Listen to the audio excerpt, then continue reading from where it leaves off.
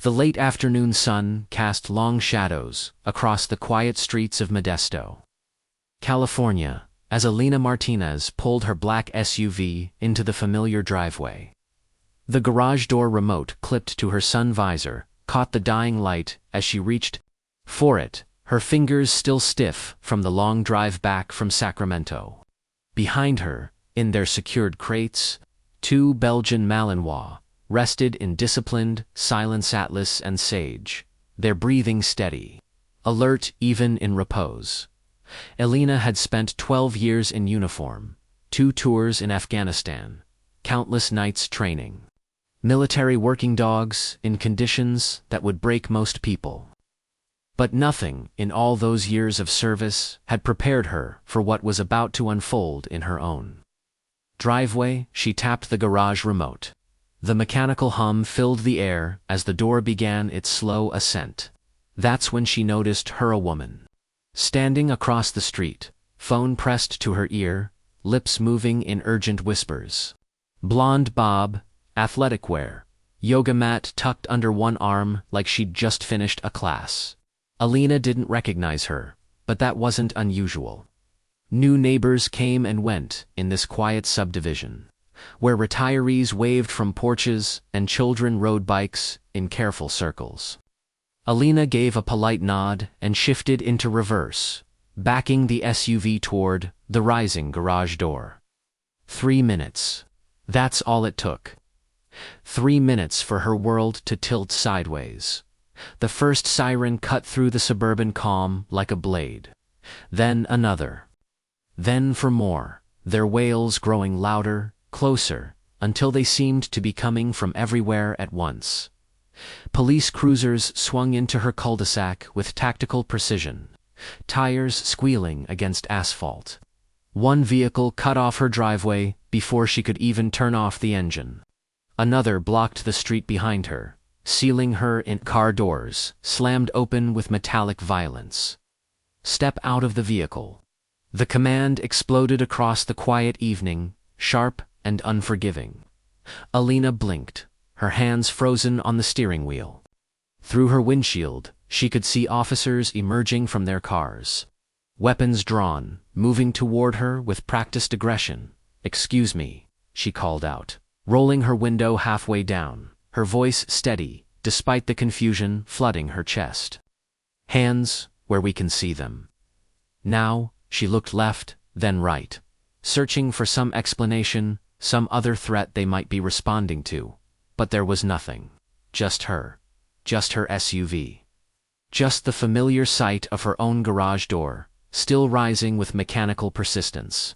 The lead officer approached, tall, white, late 30s, head shaved clean, service weapon held in a 2-handed grip.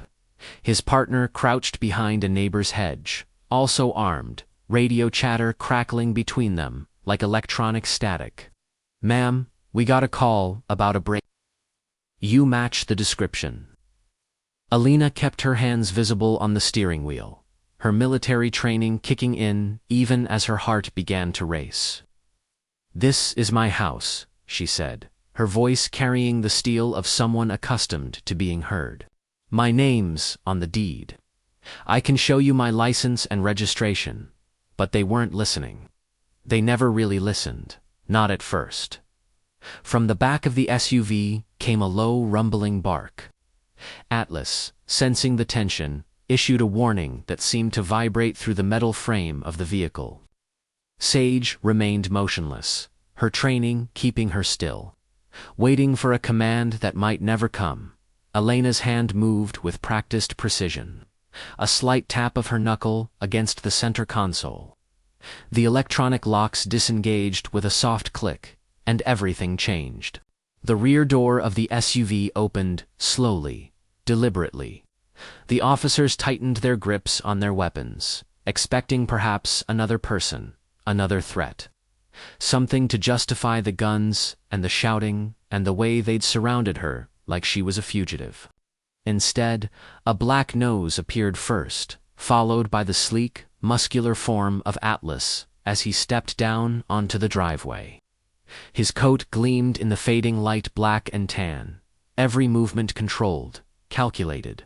His eyes swept the scene with the precision of a tactical assessment, taking in the positions of the officers, the tension in the air, the way his handler sat motionless behind the wheel. Sage followed, lighter in color but equally controlled. No barking, no growling, just quiet, steady presence. Each dog wore a tan, tactical vest, clearly marked U.S. Military Canine, Do Not Pet. Atlas moved to Elena's side without being called. Sage flanked her on the opposite side. They didn't look scared. They looked like soldiers waiting for orders. For a moment, the only sounds were radio static and the shallow breathing of men realizing they might have made a mistake. Elena stepped out of the vehicle slowly, deliberately, her posture relaxed but her presence unmistakable. She didn't raise her voice. She didn't argue. "My name is Elena Martinez," she said, her words cutting through the tension like a blade through silk. "I live here. I just got back from Sacramento. These are my dogs, military working dogs. I served 14 years active duty, 8 in K9 Special Operations." She reached into her pocket with movements so slow they seemed choreographed, pulling out a leather wallet and flipping it open to reveal her veteran ID and California driver's license. Officer Delgado Latorre, Latino, mid-40s, his badge. Reading the name that would later appear in reports, stepped forward and took the documents. He studied the ID, then looked at Elena, then at the dogs standing like sentries beside her. "These are military dogs?" he asked, his voice cracking slightly with something that might have been uncertainty. "Yes," Elena replied. "Trained by me. They don't bite unless I tell them to." Atlas took one small step closer, calm as ever, his presence speaking louder than any words Elena could have offered. "You called this in." Delgado turned toward the woman across the street who still stood there, arms crossed, phone clutched in one hand like evidence of her civic duty. "Yes," the woman replied, her voice carrying across the distance between them. "I didn't know who she was." She looked suspicious. "Big black truck, dogs in the back." "I thought you thought I was breaking into my own house," Elena asked, looking directly at her accuser, her voice level but sharp enough to cut. The woman shrugged. "I didn't recognize you." "You've lived here how long?" Elena asked. The woman hesitated. "A few months. I've lived here 6 years. I've mowed that lawn every Saturday morning for 6 years. You never thought to wave." The woman blinked, suddenly looking smaller.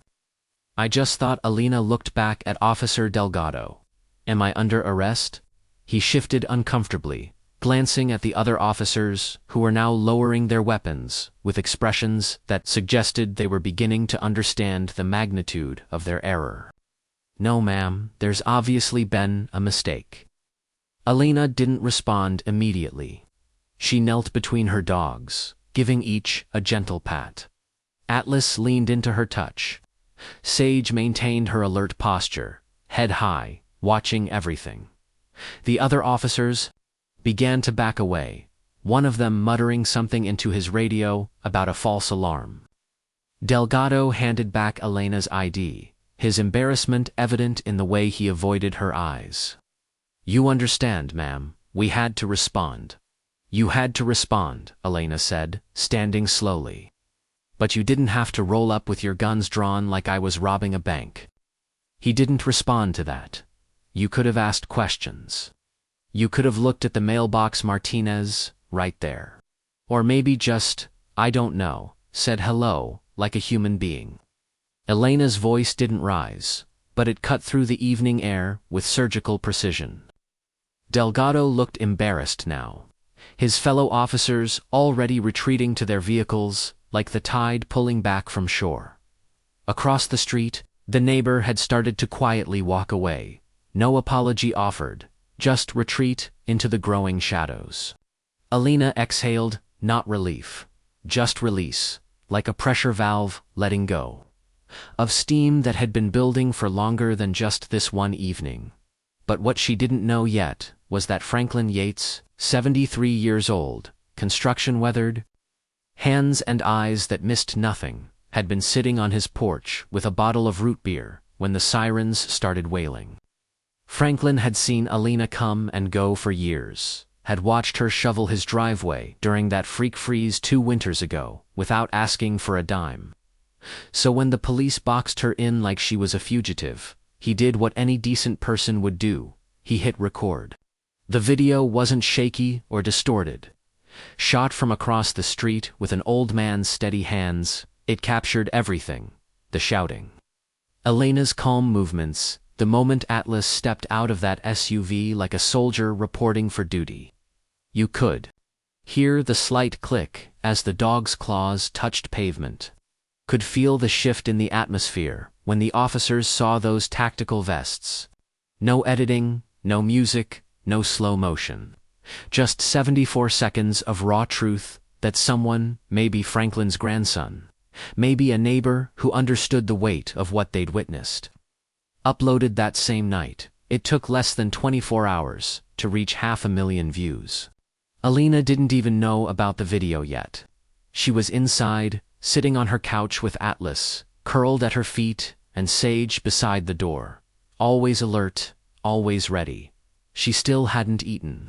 Her keys remained in her coat pocket. She hadn't even taken off her boots. Her phone buzzed.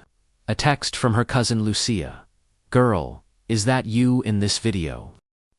Alina frowned, clicked the link. She watched it once, then again, then a third time, slower this time.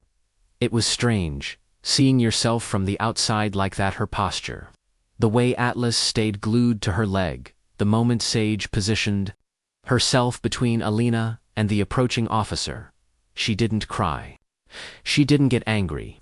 She just sat there, staring at the screen, watching her own life play back, like a scene from someone else's movie. It wasn't until the 5th viewing that she noticed the expression on the blonde neighbor's face in the corner of the frame. Not fear, not even concern.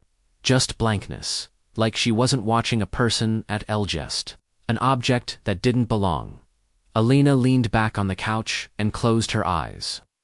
This wasn't the first time she'd been profiled, but this one cut deeper because it happened in the place where she was supposed to be safe. Her home, her driveway, surrounded by the very flag she'd served under for more than a decade. Atlas let out a soft sigh and nudged her leg. She looked down at him, then reached for her boots. She needed air. But outside, just half a block away, the story was already spreading like wildfire across social media platforms she'd never heard of. Franklin was getting calls from people he hadn't spoken to in years, some saying he was brave for filming, others asking if he'd staged the whole thing. A few anonymous numbers told him to mind his own business, and the neighbor her name turned out to be Catherine Brennan, part-time wellness coach who posted inspirational quotes every morning. Her phone was blowing up too. The comments under the video weren't kind. Typical. She thought she was a hero. This is why people don't trust cops. She really called 911 because a black woman had a truck and 2 dogs. Others were harsher, crueler, without filters. Someone found Catherine's Facebook page and started posting screenshots of her Live, Laugh, Love lifestyle brand, alongside images from the video. By Tuesday morning, news vans were parked 2 streets away from Alina's house. She opened her door to get the newspaper and spotted them immediately. "Lord," she whispered, stepping back inside. Officer Delgado had already submitted his report, and now the department was scrambling. They hadn't expected the dogs, they hadn't expected the video, and they definitely hadn't expected the backlash that was building like a storm. System on social media. Internal Affairs opened a review. The police chief released a statement about procedural missteps and commitment to community safety, but no one came to Alina directly, not yet. The silence from the department spoke louder than any public apology ever could. By Wednesday, Elena's driveway had become a checkpoint for reporters, in khakis and polo shirts, who lingered near the curb, like vultures. Every time she opened her front door, at least one microphone got thrust in her direction. Elena, do you believe this was racially motivated? Were your dogs trained to protect you in situations like this? Do you plan to file a complaint against the officers involved? She didn't answer. Not yet. She just walked Atlas and Sage, kept to herself, and tried to pretend things were normal, even though nothing was. That afternoon, the Modesto Tribune ran a headline that hit harder than she'd expected. Veteran homeowner confronted by police in own driveway. Military canines may have prevented tragedy. It was true, and it was terrifying. She kept replaying it in her mind, the way the officers had stood there. Guns drawn, sweat beading on their foreheads, fingers hovering way too close to triggers. How Atlas and Sage had stood their ground like the soldiers. They were unshaken, unmoved, calm. Most people didn't understand what those dogs could do. She'd trained them to disarm armed suspects, detect explosives, track fugitives across miles of desert terrain. They could leap 6-foot walls and deliver 400 pounds of pressure per square inch with their jaws. But only if she gave the command. Only if she said one word. They hadn't needed it that day, because their presence alone said more than she ever could. After the video went viral, messages flooded her inbox. Hundreds of them. From veterans, from dog handlers, from parents, from strangers she'd never met, but who saw themselves in her face. In her posture, in that stillness she carried when they shouted at her like she was a threat. One message stood out. It was from a former Marine named Sandra Washington, now a canine trainer in San Diego. Your control in that moment was incredible. Most people would have panicked. Those dogs didn't just protect you physically, they told the world exactly who you are. You didn't raise your voice, but they heard you anyway. Elena read it 3 times. The truth was, she had been scared. Not shaking, not crying, but scared in that deep, buried with a kind of fear you carry in silence because showing it means letting someone else win. Later that evening, someone knocked on her door. It wasn't the police. It wasn't a reporter. It was Catherine Brennan. She wore a blue button-up shirt, dark slacks, and nervousness like perfume. I wanted to apologize, she said before Elena could speak. I didn't know who you were. I didn't mean for it to go that far. Elena didn't invite her in. She stood in the doorway with Atlas at her heel and Sage watching from inside, silent, present, ready. You didn't know who I was, Elena asked. But you still called 911 and said I was breaking into a house. Catherine hesitated. It looked suspicious. What looked suspicious? Elena tilted her head slightly. The truck, the dogs, or me? Catherine fumbled for words. I just didn't recognize the car. I've had that car since I moved in. I don't look at cars. Exactly. A long pause stretched between them like a rope pulled taut. I'm sorry, Catherine said again. Quieter this time. Elena nodded once, not acceptance, not forgiveness, just acknowledgement. I hope you tell your friends that, she said. And I hope next time you pause before you reach for your phone like it's a weapon. Catherine didn't answer, just nodded and walked away into the gathering darkness. Elena closed the door behind her, and, for the first time in days, sat down at her dining table and let herself breathe. Not because it was over, but because she was ready to make sure it meant something. The next morning, she met with Mayor Douglas Rabber, not because she'd asked to, but because he had to. Mid-50s, clean-shaven, always talking like he was one sentence away from a campaign slogan. He'd requested the meeting to listen and learn. He brought a PR assistant with a legal pad and a small recorder, just in case. Alina didn't bother. Dressing up, she wore what she always wore: cargo pants, boots, the same faded hoodie. Atlas and Sage flanked her chair as the mayor began his carefully prepared speech. "We deeply regret what happened to you, Ms. Martinez," he said, hands folded on the table between them. "It's unfortunate. What you experienced doesn't reflect the values of Modesto." She watched him closely, didn't nod, didn't smile. "You say?"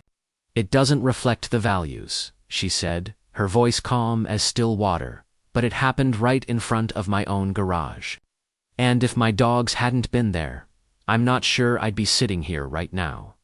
The assistant shifted uncomfortably. The mayor cleared his throat. "We're reviewing protocols. They'll be retraining. Officer Delgado will be part of the internal review." And the neighborer, the one who called Shees, issued a written apology. Alina cut him off. "She didn't apologize to me. She apologized to the internet." Another pause. The mayor looked uncomfortable now. "I served this country for 4 years, Alina continued. "Not so people could point guns at me while I'm unlocking my own garage." He tried to interject. She didn't let him. "You want to talk about training? Train your people to stop jumping at shadows every time they see someone who looks like me driving something bigger than a Honda Civic." Silence filled the room like water. Filling a glass, Alina leaned back in her chair. Atlas's ears twitched alert, but relaxed. Sage let out a soft yawn. "I don't need a medal," Alina added.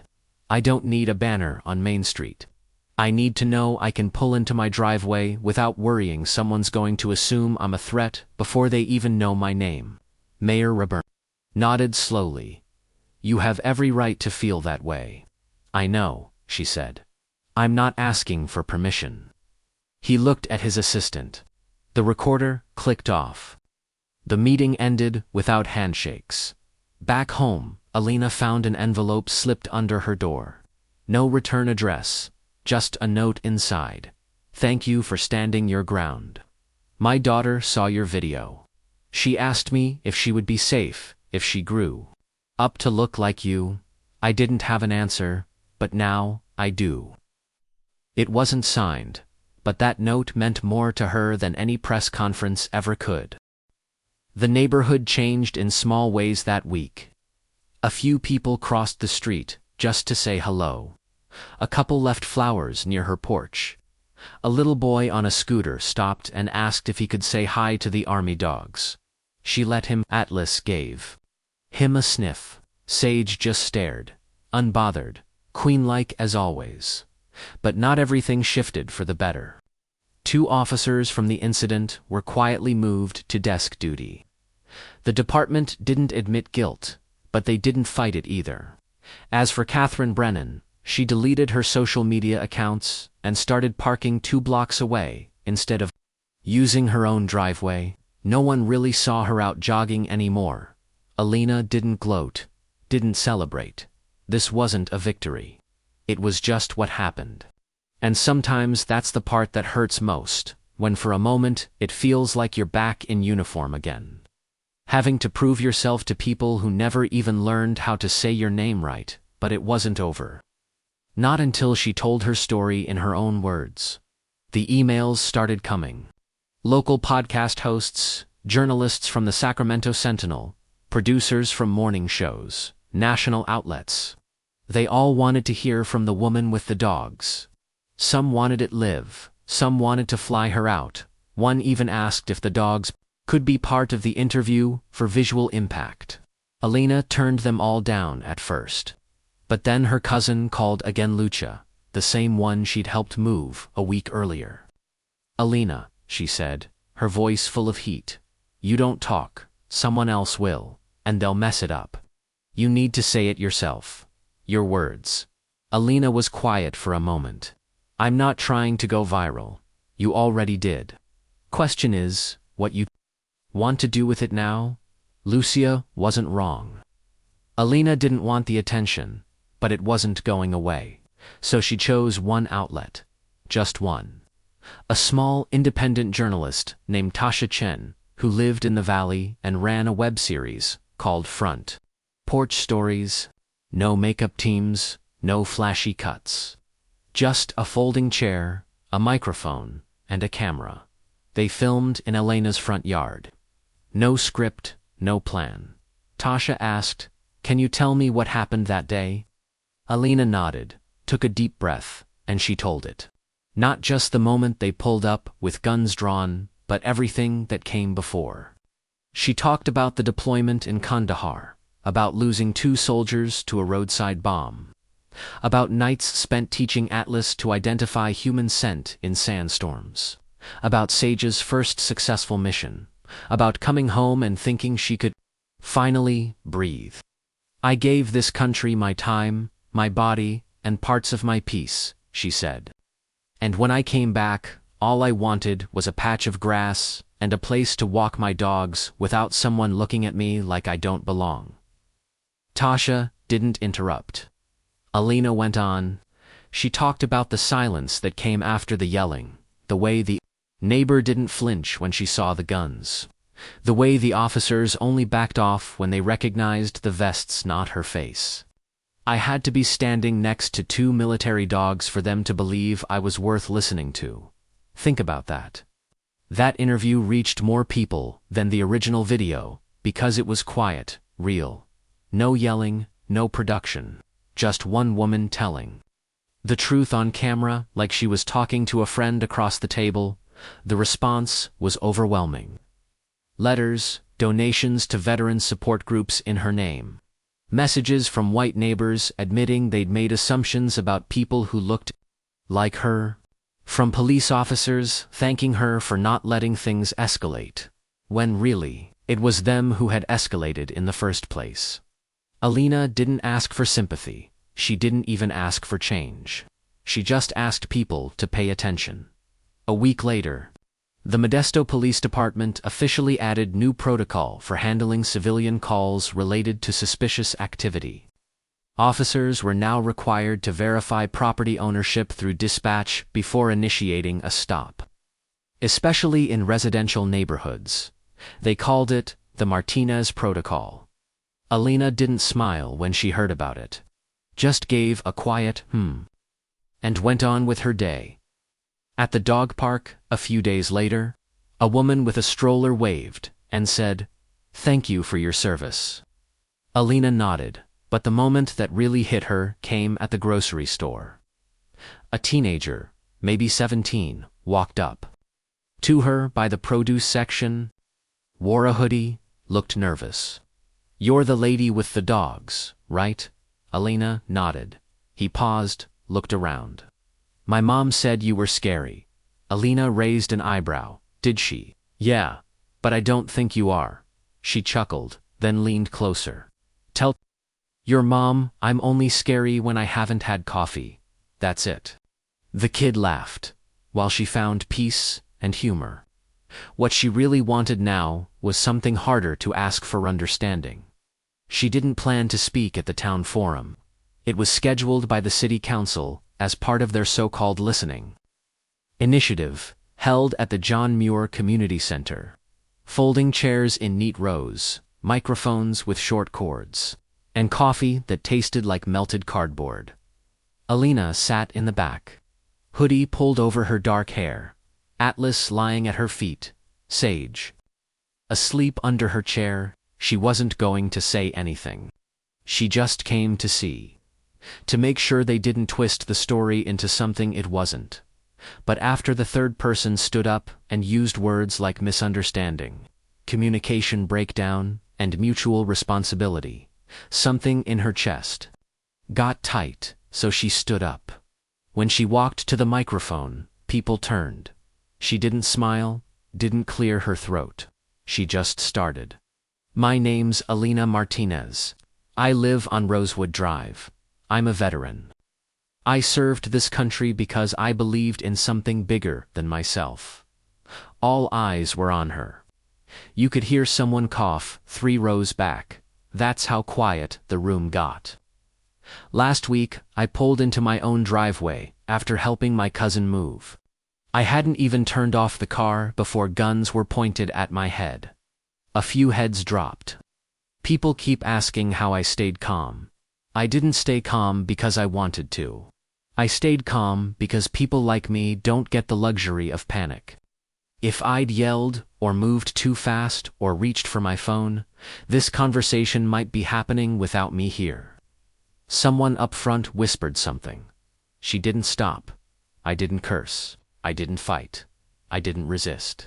All I did was exist, and that was enough to make someone scared enough to call 911. She turned slightly, scanning the faces in the room. That should bother you.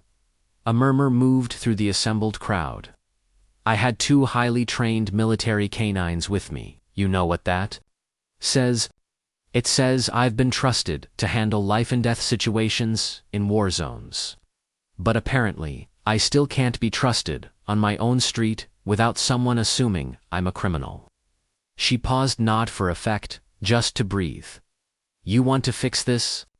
Then stop acting like this is about one bad call or one bad officer. This is about a system that gave one woman the confidence to call the cops on her neighbor because she didn't recognize her face, and gave those cops permission to draw weapons because they didn't take 2 seconds to ask a question. A few people clapped quietly. She looked toward the back of the room. I'm not angry, not really, I'm just tired. Tired of being told I'm the exception when I'm just the latest. The clapping got louder now. Alina stepped back from the microphone. Didn't wait for a round of applause, didn't linger. She just walked back to her seat, her dogs following, without a sound. Later that night, the clip of her speech would get shared across platforms not because it was dramatic, but because it was honest. That's all people wanted sometimes. Not answers. Just honesty. A week after the forum, Alina sat alone on her porch. No cameras, no statements, no clicks or hashtags. Just a cool evening. Her boots kicked up on the railing, a mug of tea in one hand and Sage's head resting under the other. She finally felt still. Not because everything was fixed, but because she'd said her truth out loud, and no one had been able to silence it. She didn't want to be known as the woman with the dogs forever. She wasn't looking to be the face of a movement. She just wanted her peace back, and in a strange way, speaking up had given her a little piece of it. Sometimes, that's all people want, to be heard, without having to earn it with a badge, a title, or trauma. Atlas stirred beside her, ears flicking as a car passed slowly down the street. Alina glanced over and gave him a slight hand signal. He settled back down immediately. They were trained to act, but they were also trained to wait. A few days later, she got a message from an old friend she hadn't seen since basic training. He wrote, "I saw what happened. My daughter asked me why someone would be scared of a soldier. I didn't know what to say. Thanks for helping me figure it out." She read it twice, smiled. That was the thing. Sometimes it takes one moment, a wrong assumption, a barked command, a silent dog, to hold up a mirror to the world. And not everyone likes what they see when it's held that close. Alina never wanted to go viral. She didn't want to be in a headline or a trending hashtag. But if her story made one person pause before judging, if it made one officer ask instead of assume, if it made one teenager walk a little taller, maybe that was worth it. She looked out across her street. Same trimmed hedges, same old mailbox, same place she'd pulled into that Sunday evening. It hadn't changed, but she had. And maybe, slowly, that would be enough to shift everything around her too. Because the truth is, she didn't need permission to belong. She never did. She just needed the world to stop pretending like she was the problem, in a place she'd earned 10 times over. Your story matters. Your face, your voice, your presence, they all matter. But sometimes the world doesn't recognize that until you force it to look. So if you ever find yourself in a moment where you're being silenced, overlooked, or misunderstood, stand firm, speak clear, and don't ever let fear decide the ending. And when the world finally pauses to listen, make sure they hear stories that breathe.